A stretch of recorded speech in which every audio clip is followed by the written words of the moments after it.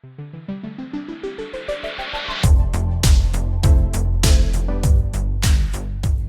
my name is Andrea Tsang and today I'm going to show you how to turn your fabric scraps into gift wrap and table linens using a Korean style of patchwork called bojagi. Bojagi has connections to blessings of fortune, good health, and longevity. It's used for wrapping, food covering, and can be even made into something as large as a window covering.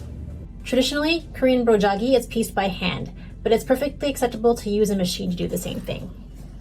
If you'd like to learn more about bojagi, I'd encourage you to check out Choi Young-suk's book, Korean Patchwork Quilting.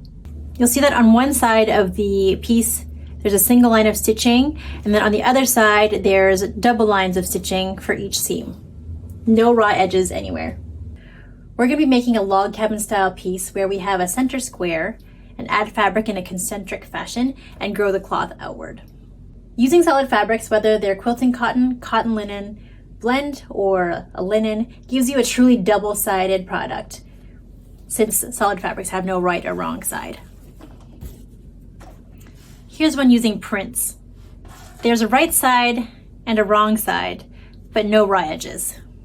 So let's get started.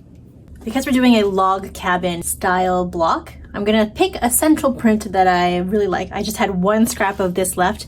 It's a 4.5-inch square, and then I've pulled fabrics from my stash that I just think go with them. Some of these are solids, some of these are prints, and some are, fat quarter-ish size, and some are just long strips from selvage to selvage. So these tie all the colors in this particular print together. A few other things that you'll need: an ironing mat or ironing board, iron, a couple of quilting rulers, a rotary cutter, cutting mat, pins, and some thread. I like using a heavier cotton thread. This is a 30 weight cotton, so that the stitch lines show a little bit more and they're more prominent as kind of a design element. If you're a little bit shy about that, feel free to use whatever threads you have at home, a polyester, cotton, whatever you have. There's my central print, and I've divided my fabrics into two piles, kind of the pinks and then the greens, and I'm going to use them in opposite corners of the log cabin. You don't have to do this. You can be a little bit more random with your color placement and fabric placement, but I like to plan things out a little bit. I've cut my fabric into strips ranging from 3 inches wide to 3.5 inches wide, and here's my center square, which is 4.5 inches wide. You can start smaller if you want to, but I wanted to maximize my scrap. So I'm going to cut my first strip to match the width of this square.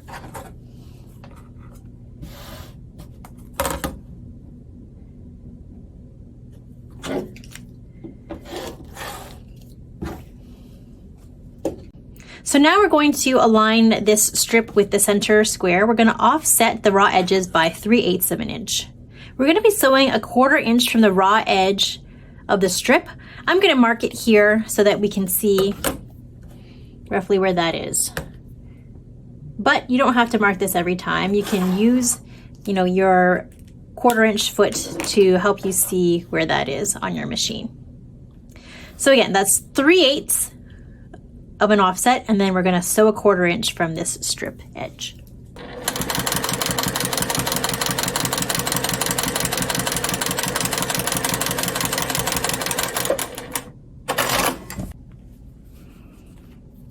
So here it is, and we're going to be pressing this lip, this little offset, in like that towards the seam line first. So I'm going to put it towards the bottom of my mat here.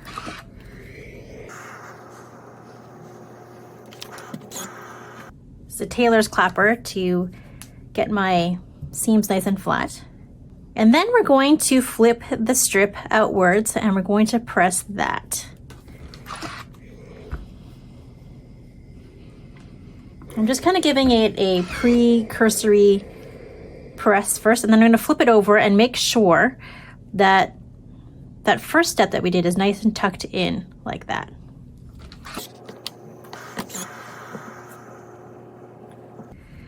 So now our raw edges are tucked right in there. They're kind of folded in there like that. And now we're going to do an edge stitch along this fold.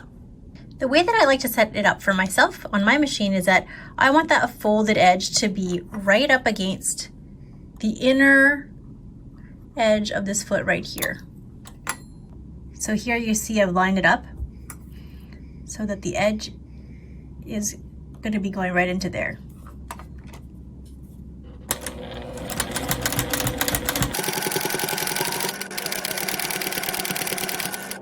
So here you can see my edge stitch there. And on the back side, or actually the front side, you can see that we have that stitch line showing there. So next I'm going to use the same color and I'm going to make a strip and do the same thing along this edge here. So I'm going to trim this so it's the right width for this particular section. So we're going to put the right sides together again, and I'm going to leave at 3/8 of an inch. Once you get going, you might not have to measure this so carefully. And once again, just so we can see, I'm going to mark a 1/4 inch from the edge here.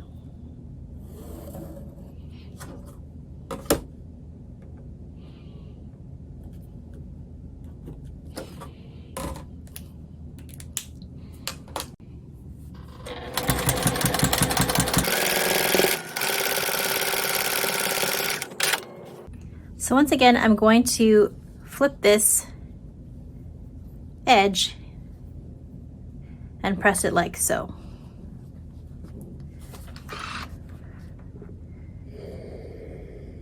Where our first seam hits right here, it's a little bit bulky, but just be patient. Give it a good, I'll use steam and I'll use my tailor's clapper to just help that flatten right out. And then I'm going to pull that strip outwards.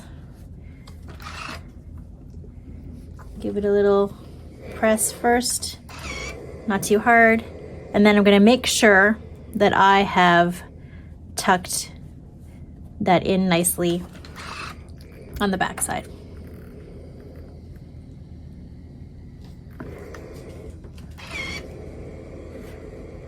There we have it. I'm going to edge stitch along that fold.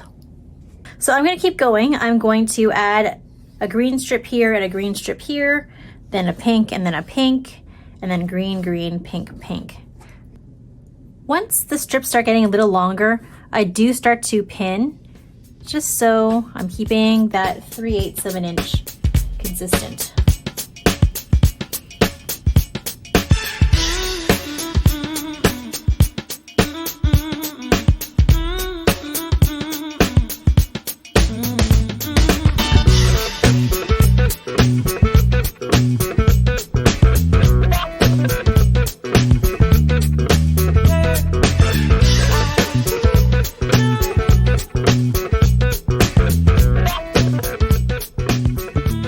So I've done a couple of rounds, and you can see that this strip is actually wider than this. I'm not going to worry about exactly how the widths work out, but I want you to see the back of this.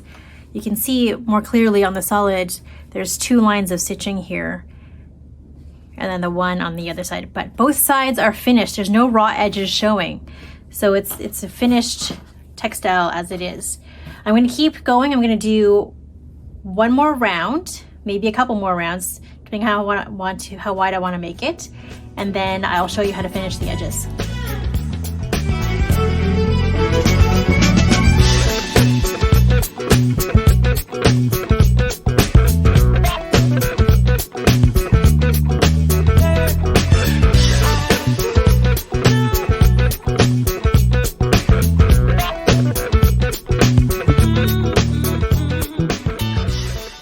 If you find your strips are not quite long enough as you go outwards, feel free to piece 2 together with a seam like this.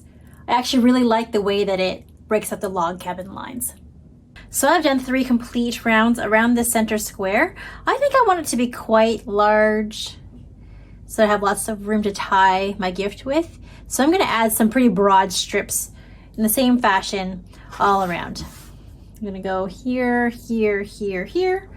Maybe with some light pink.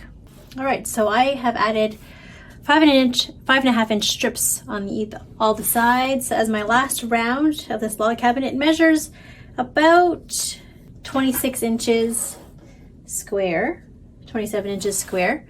It doesn't really matter how big it is, just how big you want it. So I'm going to finish the edges now just by doing a simple hem.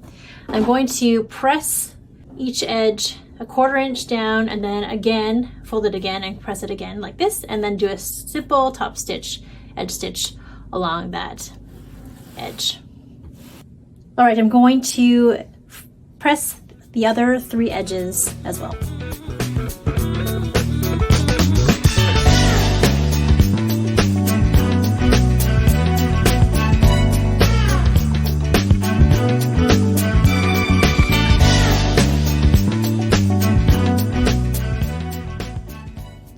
So I'm going to edge stitch this hem down now, and I'm going to go right from the edge to this top edge to all the way to the other edge.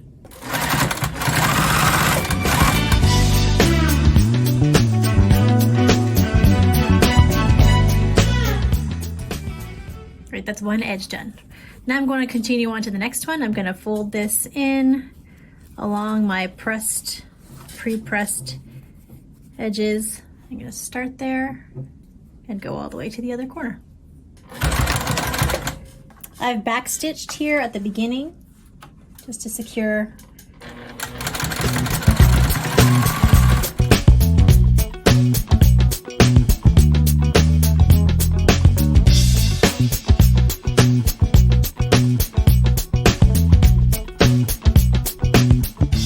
So I've pressed all the edges that I just sewed down. And I think it would look really pretty as actually an accent to your table. If you had a centerpiece here and you wanted to make that part of your tablescape for the holidays, I think it would be really pretty. But I'm going to try and use it as gift wrap. So this is a double-sided finished textile that you can wrap things in. So this size I find is pretty good for books. So let's wrap up this book.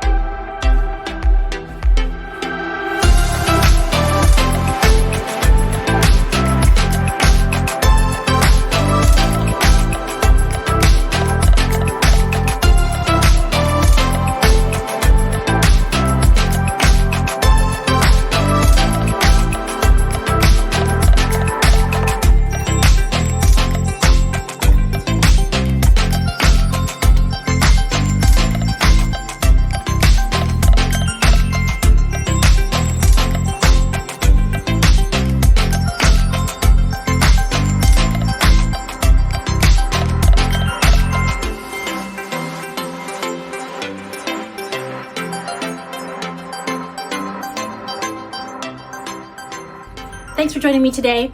If you give this a try, please tag me on Instagram at Third Story Workshop. You can find me at my website at thirdstoryworkshop.com. Happy Craft Friday.